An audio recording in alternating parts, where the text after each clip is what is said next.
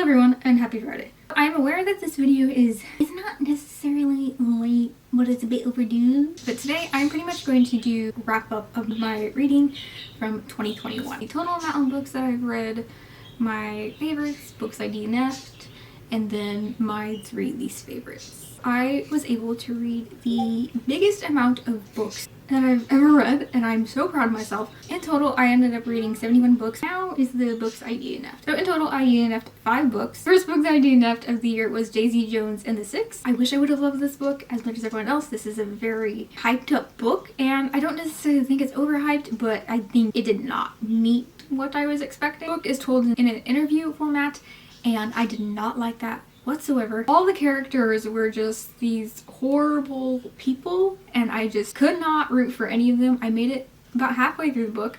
I would say 45% of the way. I just couldn't do it. I was listening to the audiobook like everyone recommended. Every character I despised. I hated everything they all did. They were just awful people. And also the story was just incredibly boring. The next book that I DNF'd was Night Books, and this is a middle grade. The reason I DNF'd this book is because of the animal abuse that is quite often used in this book. And in a way you could say it's not animal abuse because this is a book that deals with magic and everything like that. The animal was a human previously and is now turned into a cat. It was just a little too much, especially for a middle grade. It was pretty detailed on the abuse of the cat human thing. And then the third book I DNF'd was The Bookish Life of Nina Hill. I was just incredibly bored with this book. There's not much else to say. I was just really bored, and I didn't. The plot tried to be like 2 different things, and it just didn't mesh well for me personally. And then I DNF'd Crazy Stupid Romance, which the third book in that series. I did enjoy the first book of the series, not so much the second book. I didn't like the characters, and it was just really boring, and I felt like it was going nowhere, and I was about halfway through with it. The last book that I DNF'd was Tokyo Ever After. This book was so stinking boring, and it was just major insta-love, and I was just constantly rolling my eyes. I was just so frustrated. I thought this book was going to be about a girl getting to know her father and learning of her culture, and you don't get that. It's a insta romance thing with her bodyguard. So I think I'm going to switch to my top 10 reads. So a few of these books in my top 10 I've already talked about in previous videos, so I will try to be a little bit more quick with this. So number 10, I have The Diviners. I figured I was going to like this book because every time I heard a booktuber talking about it or just anyone talking about it, I was always just intrigued and always wanting to read this book. Horror, paranormal, historical fiction. It's a very big book, so I did not think I was going to read this book very fast at all, but because of the characters and the plot and the mystery, I was just so intrigued the entire time, and I just loved all the characters so much that I just wanted to make sure that they were all okay and all safe throughout the entire book. And I can't think of anything that I disliked with this book. Have I gotten to the sequel yet? No, because I've heard very negative things about the sequel, so I'm very scared. Number 9 is The Castle School for Troubled Girls, not Good Girls. I was expecting something, but I got something else, and that something else was way better than what I expected, if that makes sense. This book is obviously set in a school for troubled girls, and our main character is sent there by her parents. I honestly can't explain too much of this book without kind of giving away why I thought it was going to be something entirely different from what it ended up being. So just go into this knowing that the main character lost her best friend. Her parents want her to get better, and so they send her to the school for troubled girls. And that is all you need to know. The characters are so stinking amazing. I love them all so much. I will say there is major trigger warnings for many mental illnesses. Before you even go into the book, there will be a list of them, so just read that before you actually read the book. Number 8 is a collection of little comics, and it is Adulthood is a Myth.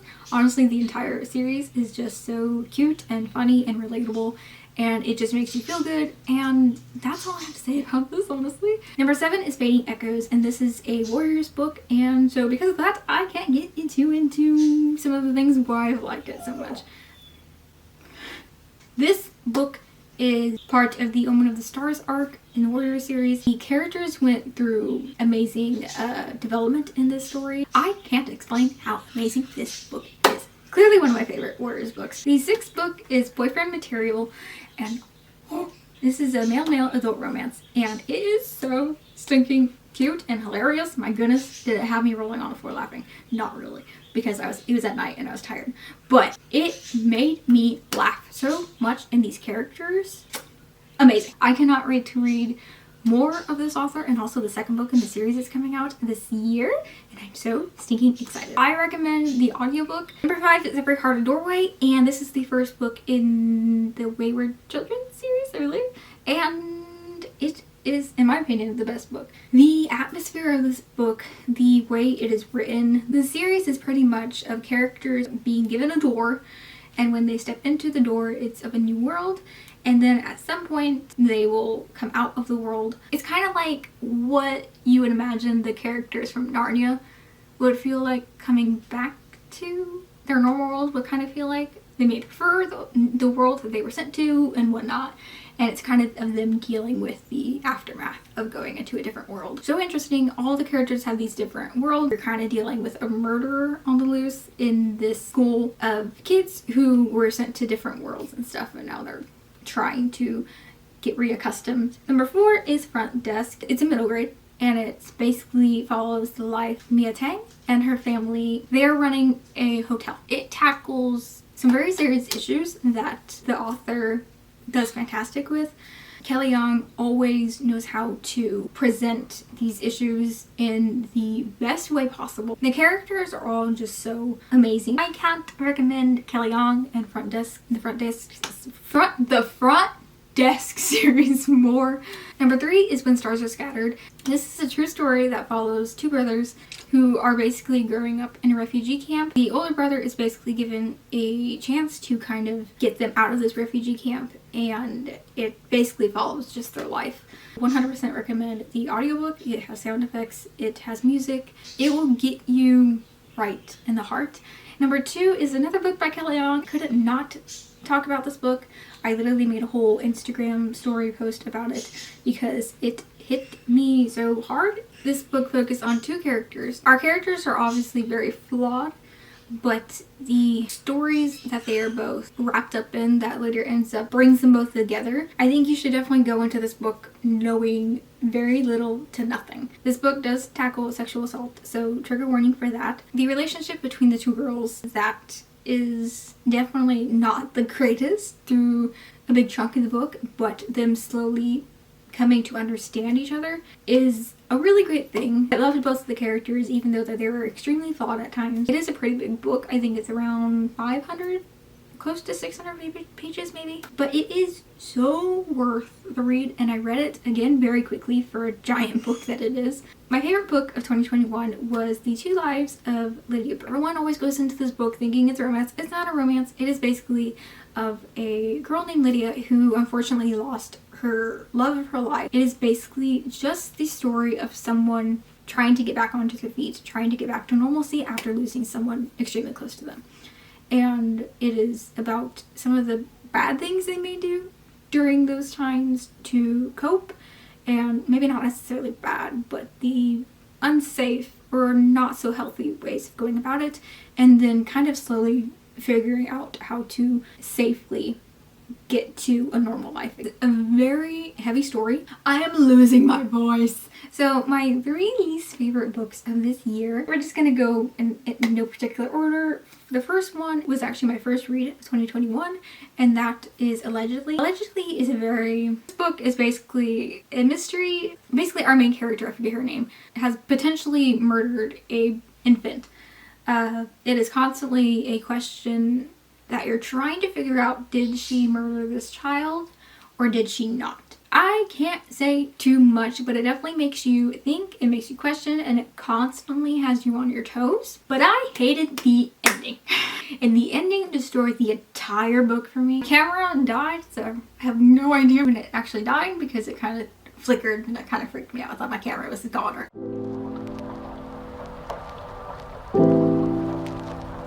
Oh, the second book in the series I liked okay because Helena was the only reason I continued on with the series, and I feel like a lot of people either really like her or really dislike her.